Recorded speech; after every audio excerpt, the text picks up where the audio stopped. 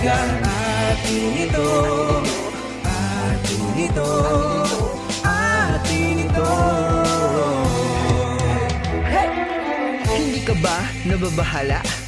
Marami na nabiktima, binasak, nilunod, sinugod, pinalubog ang mga utak niyong puno ng lumot. Bulag-bulagan pa ba sa nangyayari? Patuloy na sambahin ang nagahari. Ganito na lang ba tayo patuloy na lulubog sa mga dayo? Hindi papayag na masindak muli.